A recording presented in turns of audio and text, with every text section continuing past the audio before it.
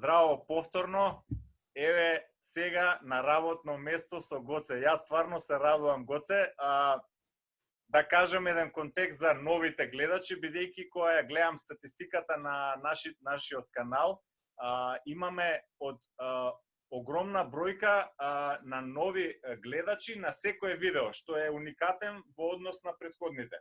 И тоа малце ме зачуди, па за новите. Ова е второ видео кое што го правиме со Гоце. И првото видео тој беше во Скопје, сега е на лице место на платформата каде што он работи. Таму си 12 години. Здраво прво, па еве ќе почнеме со тоа што е заштита при работа. Сакаме да чуеме конкретни примери. Може би ќе кажеш, Гоце, како се префрлуваше сега од Скопје, па каде, па тоа аеродромите, како што се случува, да научиме нешто, која е новата некоја стварност, па да ни кажеш што е сега ново нешто на самата платформа и да почнеме од тука. Со тоа што вториот дел ќе одиме со критика кон филмот Planet of the Humans, каде што заеднички ќе предискутираме на таа тема. Гоце, повели, ајде да те чуеме. Значи, ова си сега во техничка соба, како што разбрав? Да, ова е прво, здраво, фала на повторна покана. Ова е техничката библиотека, тука се сите нацрти за проектот. Бидејќи ова е ново изградена, јас бев вклучен во изградбата во Сингапур, New Build се вика. И тука се сите за вентилација, за системот, за буквално се што е од технички аспект е тука во хартиена копија како бекап на дигиталните записи што ги имаме. Како стигнав? Па затоа што аеродромите беа затворени, морав да возам, претходниот пат возев до Софија, па таму летав до Холандија, овој пат возев до Белград. Среќа србите не воведа карантин како бугарите за македонски државјани. Од Белград летав до Амстердам и бидејќи летовите од Амстердам кон Абердин се скратени, само една дневна, така да мора да отидам 3 дена порано. И плюс во Бугарија мора да седиш 14 дена карантин. Ако сакаш да одиш од таму, а преку Србија имаш фри. Нема карантин. Значи претходниот пат се потпишуваше изјава за транзит за до аеродром, а после кога се враќав од аеродром имаше дипломатска нота од македонска амбасада. Морам да им се заблагодарам за експедитивноста, бидејќи јас малку така изгубено слетав на аеродром и бугарските полицајци ми рекоа кај ти е нотата и се јавија во моје име се јавија во амбасадата и амбасадата за 30 минути среди нота, па ме пуштија да транзитирам од аеродром. Пушча за министерство. За амбасадата, за македонската амбасада во Софија, за двајца службеници. Не те слушам, извини. Повели, значи сега ти реташ директен ред од Србија до... Па не е ни директен, туку беше Белград Цирих, па Цирих Амстердам, значи аеродромот во Цирих беше како аеродром на духови, празен. Имаше едва 15 лета. Аеродромот во Белград имаше едва 8 лета. Сегде се дезинфицира, сегде има знаци за минимум растојание, дури во Амстердам количките, кога слетуваш, количките на багажот, на лентата за багажот се наместени, претходно се наместени на 2 метра растојание за кога ќе дојдеш да не се групираш, туку да знаеш кај треба да застанеш, ако воопшто треба да го земаш својот багаж. Згора на тоа, значи, плюс морав да бидам еден ден порано во Абердин, бидејќи големата компанија не тестира сите пред да се качиме, значи не од крв, туку тоа преку бриз од нос и од грло. Сите што треба да се качат, тоа се по 20 луѓе дневно. Значи 5 дена, секој ден имаме хеликоптер, 5 дена по 20 луѓе, меѓу 70 и 100 луѓе се тестираат само за оваа платформа што треба да дојдат. Колку луѓе работат на оваа платформа кај тебе? Во моментов заради вонредни мерки сме 100 луѓе, POB, Personnel on Board се вика тоа. Инаку максимално е 137 кревети имаме, теоретски максимум што може да угостиме е 137. Да не заборавам прва мерка, прва работа што ја видов како резултат на кризава, гледам дека ги смениле чешмите. Сега звучи смешно. Претходно чешмите беа со раце. Така, треба да свртиш, да пуштиш ладна топла. Сега е на сензор.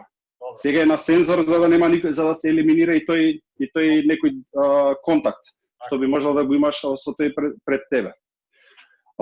Друго, прво ми рекоа дека преку едно седиште, сега кога бев на првиот оброк, значи на мас имаше 12 стола, сега се 3. Значи 4-кратно е намален капацитетот. Значи седите на широко е така, добро. Да има мета рипал дистанца помеѓу столовите за јадење. Така, тоа прво го кафани на дистанца мора да седиш. Па, во Македонија може и не толку, ама тука мора да се придржуваме до тие правила. Распоред за јадење, кој може кога да оди за да не се создава редица, бидејќи во редица пак ќе има некое групирање и за да се избегне тоа групирање, има точно определени временски слотови кога и која екипа оди на ручек. Исто така, порано имаше, например, само послужување, зимаш чинија, зимаш прибор од еден голем сад, зимаш значи вилјушка, нож, длажица, сега све е па индивидуализирано. Значи доаѓаш, не допираш ништо, готвачот ти дава чинија, ти дава јадење во чинијата, ти дава прибор, све е индивидуализирано, дури колку што можеш да видам сите јаболка се спакувани во целофан. Тоа е маце OTT го викаме, over the top, значи маце претерано, ама такво е правилото. Во однос на опремата, на лице место, еве некои конкретни примери спомна за, не знам, рече за брусење, минатиот пат тоа не го кажавме. Може ли некои такви конкретни работи на лице место кога сте, еве, тука да? Значи, тоа е мој личен пример. Претходно, пред да почнам на работа, на платформа, јас работев на градилиште. И све беше, ајде, побрзо, дај, добро. Доаѓам тука и ми дава задача, пример, да избрусам парче метал, пошто бев почетник.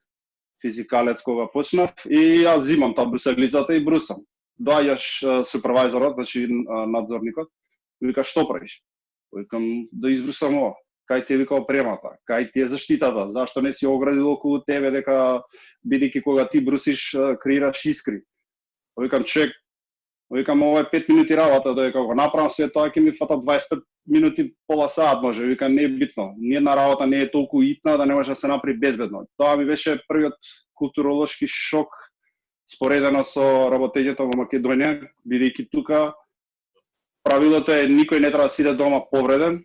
И ние на работа не е толку итна за да не може да се заврши како што треба. Значи, јас тој конкретен случај ниедна од административните мерки не ги применив, не ги испочитував. Значи, треба дополнителни очила, поинакви очила, треба цела маска за цело лице, за да не ти влезе и прашина или искри, треба да оградиш околу тебе, најмалку метар и пол околу местото кај што работиш, или да одиш на некое изолирано место, ако има такво одредено место за такви конкретни работи што може да фрлат искри. Така да тоа беше еден голем шок и дури супервајзор ми рече, ова сега втор пат си одиш дома. Добро. Така да и после тоа, ќе бидам искрен, значи после тоа имаше некои случаи првата година кога ми се лизнуваше да не ги испочитувам сите мерки во насока на ефикасност, но после тоа, после таа прва година, веќе влегуваш во ритм дека ти си битен и твоето здравје е битно. Тука има дефиниции за health and safety и welfare. Значи, health е отсуство на болест, safety е отсуство на опасност по твоето постоење и welfare е обезбедување на, значи, најосновни примери се топла вода за миење, значи хигиенски производи, добро светло, добра вентилација, да не е ладно. Значи тоа се категоризира под welfare. Health е отсуство, значи, на болест или повреда и safety е мерките или заштитите против тие болести и повреди. Така, тоа се генералните дефиниции во Англија. Има обуки тука, имате вие induction training, тоа така се вика. Кога доаѓа Green Hand, значи кога доаѓа некој што прв пат не дошол, значи има меѓу саат и пол и 2 сати обука. Значи не ајде дојде, остај торбата, облечи се излези на работа. Не, значи прво има од кој ќе слета од хеликоптер се носи во синема. Таму риг менаџерот пола саат им објаснува кои се процедури. Ова сакам да сега ми текна, значи ова не само на платформа, туку и на сите курсеви што сум бил. Значи, прво нешто што кажуваат каде излезот зидни случаи. Значи, ако си во некоја просторија, во некоја зграда, прво нешто што ти прави предавачот и ти кажува денес се планирани или не се планирани аларми, оние тест аларми за пожар или било што, и ако се случи нешто, како да излезеш, кој е излезот, кој е најкраткиот излез во надвор. За жал не се сеќавам на такво нешто во Македонија. Ете уште една разлика. Значи не се сеќавам на такво нешто, значи ни тоалет не кажуваат. Мислам вака звучи смешно, ама тие се тие welfare и health and safety работи што мора да се кажат на човек што прв пат доаѓа. Пошто работиш на платформа каде што и безбедноста е страшно битна во однос на, не знам.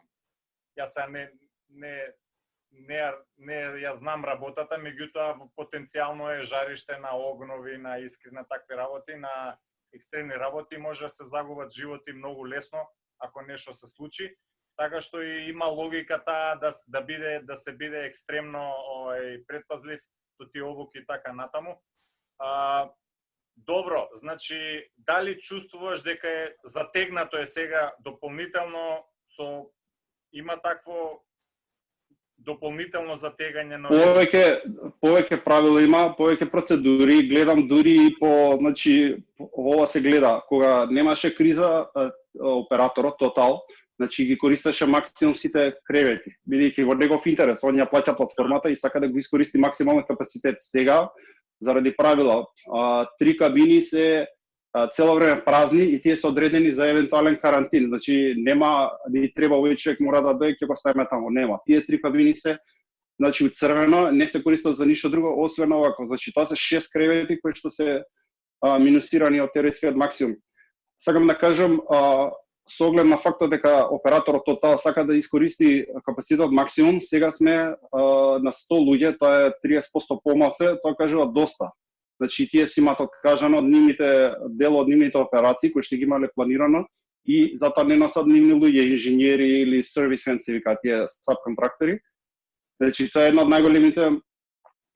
најголемите промени. Значи кога гледаш дека дури операторот се откажува од својот профит или од своите некои операции, тоа значи дека е сериозна работа. Дали, значи, вкупната бројка на луѓе означува дека ќе се работи со иста ефективност на производство или не? Зашто јас сега бројките на мене ништо не ми значат. Ти викаш 130 максимум, сега сме 100. Дали со 100 може да се постигне истата продуктивност и ефективност како со 130? Нашиот дел за нашиот дел за бушење си го бркаме. Тие 37 луѓе што би требало да бидат тука во добри времиња, тие се сите сабконтрактори за големиот оператор. Бидејќи ние сме на веќе жива платформа, пумпа, значи ние од еден бунар пумпа, ние од другите 3 бунари бушиме. 6 бунари, пардон. Значи тие 37 што не се тука во моментов, а би биле кога би било добро, тие би работеле на други работи кои што не се поврзани со нашето бушење. Значи, така да тие беа пожелни, ама не се есенцијални. Значи ова е скелетон, ова е минимумот што мора да биде за да продолжи работата. Све друго беше плюс и се користеше од операторот во добри времиња. Ајде ова да чујат луѓето од тука.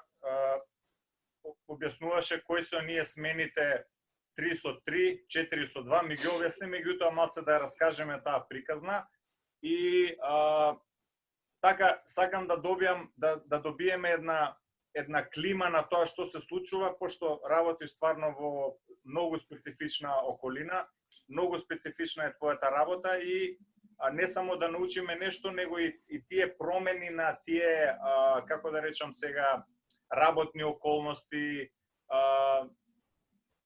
климата промената ли е и така натаму. Вака, ротациите се овие, бидејќи има на времето се направило истражување за психолошкиот импакт на оваа изолираност, утврдено е дека најдобар сооднос, минимум најдобар сооднос е половина време. Значи, пола време на работа, пола време дома.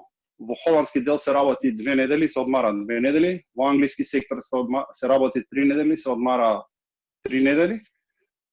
Сега бидејќи Норвешка има добри синдикати и се избориле за своите права, таму се работи 2, се одмара 4, значи тоа е уште подобро. Тоа е, да речеме, сонот на секој офшор работник, ако може да се префрли во Норвешка за да работи 2, да одмара 4. Но сега за сега тие се правилата во останатите сектори. Холандија е 2 со 2, Англија е 3 со 3, додека остатокот од светот заради долгите авионски летови е 4 со 4, за да се заштеди на патување и губење време во патување. Добро, научивме тоа. Сега, мене не ми е јасно друго. Значи, ти одиш 3 недели на работа, меѓутоа работното време твое какво е за време на 3 недели? Секој ден работиш? Да, секој ден тука се работи, нова година, све тоа вклучено во надокнадата, така се вика надокнадата, значи сите празници се пресметани, нова година, Божи, све се работи, има само 2 смени, 12 сати, денска и ноќна. И са многу луѓе ме прашуваат, како бе, нели е долго, вика, зашто не можеш по 8 сати? Прво, значи ако сме во 8 сати, нема да бидеме 2 екипи, тука ќе бидеме 3 екипи, нели 24 сати поделено на 8 е 3, значи ќе треба тројца на едно работно место за да пополнат 24 сати. Тоа е едно. Второ, луѓе, не знам дали се навикнати, ама ја им кажам, ако имаш 8 сати работа, после тоа имаш 8 сати слободно, што ќе правиш? Значи, тука си, да, има за занимација, ама мене лично искрено подобро ми е 12 сати да сработам, легнам, спијам, веќе дошол следниот ден. Значи, работното време е 12 часа, тоа да кажеме. Смена, да, смена е 12 сати. Имаш втора смена, уште 12 сати. Добро, тоа го разбравме и овие смените ги расчистивме. Добро, ротациите. Една уште вака слика. Јас сега би продолжил на нешто што го комунициравме за филмот Planet of the Humans, каде што се третираат прашања кои што се директно поврзани со повторно нафта, нафтена индустрија и така натаму, но и со тоа што се нарекува environmentalizam, така да речам по јазикот на NGO организациите. Се појави филм кој што е во режија на Джеф Гибс, кој што е промовиран исто и од Майкл Мур, он е исто познат, кој што беше осуден од Наоми Клайн, каде што сепак во аргументацијата на тие примери кои што главно се случува во САД, научивме нешто за да можеме и да критикуваме и малце пообјективно нагледаме на одредени работи. Например, еве јас што научиве, мислам, јас сум енергетичар, но сепак многу експлицитно се кажува тука дека кога се кажува за не знам, биомаса, централа на биомаса. Што е тоа централа на биомаса? Па тоа е горење на дрва, за да гори. Биомаса звучи подобро отколку дрва. Значи не може да се собира тоа што паднало или така натаму, мора и дрва да се исечат. И тоа е, да речеме, застрашувачки со големиот број на централи кои што се понатаму, не знам, електрични возила, еве, типичен пример. За да се произведе алуминиум кој што е полесен од челик, потребно е 7 до 10 пати повеќе енергија отколку што е потребно по тон, да речеме, челик. И сега прашањето е каква енергија се користи? Газ, нафта, јаглен, електрична енергија за да се произведе тоа. Потоа има критика на ветерниците и на фотоволтаиците, имено за да се произведе фотоволтаик потребна е одреден силициум, така речи, за да се доведе до одредена ситуација која што ќе може да избива фотони под кој ќе биде поставен на електромагнетно зрачење надвор на светлина, но има повеќе таму типови на монокристални и така натаму типови на. Но како се произведува фотонапонска централа? Што е тоа? Потребно е за енергија. И потоа се критикуваат и малите хидроелектрични централи кои што ги уништуваат екосистемите и така натаму. Една критика која што треба сериозно да се разгледа, дека тоа движење, значи не е само движење оној зелен дил и така натаму, туку за тоа движење се кријат, да речеме, и лукративни и профитабилни бизниси кои што фактички ги користат овие движења за да представат одредена транзиција која што не е баш така едноставна во логиката, во тие равенките и така натаму, и мора да се критикуваат. Ајде да подискутираме на оваа тема. Еве, каков тебе впечаток ти остави тој филм? Пред да заборавиме, само да спомнеме дека во коментарите од видеото ќе има линк од YouTube видео кое што го направив на платформата, ако сака некој да гледа, може да разгледа. Околу филмот, значи филмот е приказна сурова реалност, дека и двете страни се купени. На ова да се надоврзам, ако сака некој да го гледа филмот The Promised Land, ветената земја, каде што продавач на договори за газ оди во мало градче, им нуди брда и долини мед и млеко само за да му дадат наем на земјата, за да може да се буши. Тука е спомнат и фракингот, кој што има голем ефект, се претпоставува дека има голем ефект врз подземните водени текови. И филмот многу добро ја долува двостраната игра на големите нафтени компании. Во филмот доаѓа еден што глуми дека е environmentalist, се труди да им објасни вака така и едно мало делче слика на еден светилник го побива како шарлатан. И тука се гледа играта на големите компании кога даваат лажна надеж во тие environmentалисти и после доаѓа големото финале каде што тие се разобличени како шарлатани. И обичните луѓе, конкретно тие што ги имаат парцелите земја, тие што ги бараат за да им дадат лиз или наем за бушење, си викаат ова нема излез. Значи што ми овие environmentалистите се продадени. Значи тоа е тоа. Сакам да кажам не сите, но големите компании ги имаат фатено и двете страни. Значи и добрите и лошите. Секако има и луѓе што се искрени во своите намери и што се борат, но оваа игра е преголема за големите нафтени компании да остават другата страна нерегулирана. Околу биомасата. Биомасата е фенси име за дрво. Значи, сум кажали претходно дека има нафта, до последната нафта, капка нафта нема да се смени. Зашто? Никој не е будала да инвестира огромна инфраструктура, производствени капацитети, бушотини, значи downstream, midstream, upstream, ние сме downstream, значи ние сме upstream, ние што бушиме, транспорт е midstream, downstream е од складиште до крајниот потрошител. Никој не будала да се откаже од светот ако дојде некој нов подобар, почист начин на енергија. Значи ја искрено мислам, дури и да имало, тоа би било убиено у старт. Проблемот со фотоволтаиците е што таа формула, да речеме, јас знам, значи енергијата што ќе се потроши да се направи фотоволтаик не се враќа. Да го врати назад. И сега тоа е, да речеме, сериозно размислување што тоа значи. Животниот век на ветерниците исто така треба да се промисли тука, колку е вложено во нив, колку технологија и така натаму. И таа критика со филмот е добре дојдена за малце едно отрезнување.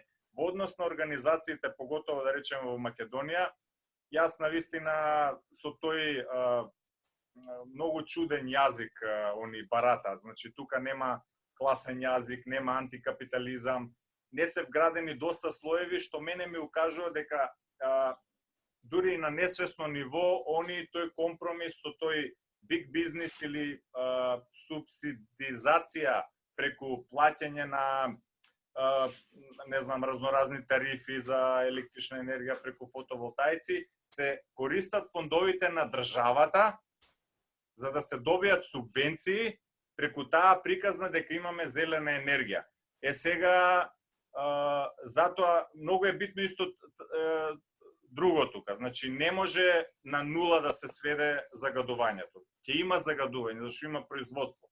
Но да се оди на идејата да се размислува за приказната за одраст, односно degrowth. Гоце, повели, коментира. Јас си дозволив повеќе видеото што си го снимил, обавезно ќе го поставиме како коментар, пошто е скоро 1 час.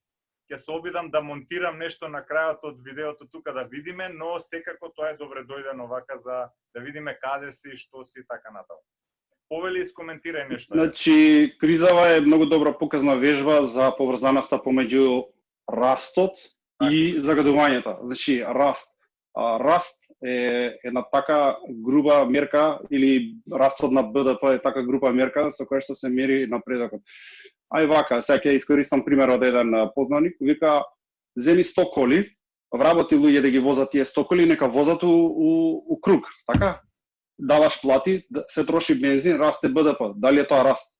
Не. Значи, ова сега звучи може смешно од човек што ја силува земјата за фосилни горива, ама значи не може ова бесконечно. Значи не треба да се иде, не знам, непотребно, не ти треба тој 8 мотор, не ти треба тоа патување затоа што нема што да правиш. Значи авионско, сега јас да одам на работа со авион, ама авионското патување е најштетно.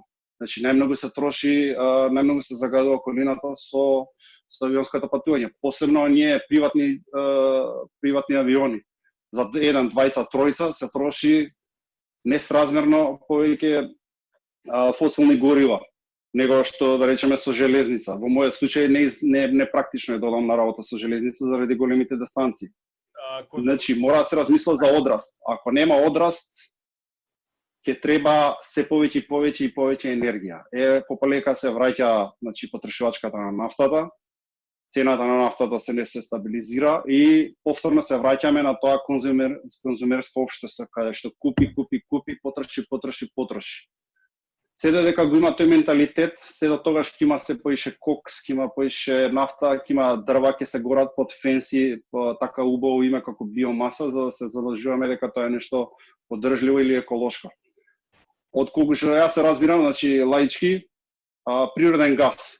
Во моментов, се што може да се конвертира на природен газ, би требало да се конвертира. Значи не зборам на дериватот од петролеум што се користи во колите, туку зборам за компресиран природен газ. Тој се мери во килограми, ако некој не знае разликата, значи дериватот од петролеум што се користи, плин што го викаме тоа се мери во литри, додека ова што ние го бушиме тука се вика компресиран. Да, фосилно гориво е, да, загадува, ама мислам дека најмалку загадуваат сите достапни фосилни горива во моментот. Реалноста е таа, се уште не може да се замени. Така. Реалноста е таа, премногу се троши, само затоа што си има пари. Добро, имаш пари и што? Ќе ги јадеш после тие пари? Ќе ги дишеш тие после пари? Има повеќе типови на газ, да не одиме натаму, LNG, CNG и така натаму, значи екстракција преку нафта и така натаму, повеќе типови. Да завршам со една анекдота за БДП. И да скршиш рака, паднеш со точак, мислам, не знам, со кола, паднеш, се лизнеш било како. И тоа е БДП. Големо е БДП-то, зашто мора да одиш да купиш лекови. Значи, таа мерка треба да се напушти, види, тоа е само троши. Да зголемуваме БДП, еве, има еден начин, може и тој. Тоа е шега, но треба да се размисли, сите овие теми се големи теми, консумеризмот, секој лично, меѓутоа не е на ниво на поединец решавањето, туку ниво на систем и на ниво на БДП, што значи тоа раст и одраст и така натаму, тоа се големи теми. Ти благодарам уште еднаш, еве, уште едно видео направивме доста симпатично, се надевам, ќе се научи нешто од него. Благодарам. Делиме видеото во коментар, ќе видам како е можно тука за монтажа, меѓутоа сепак.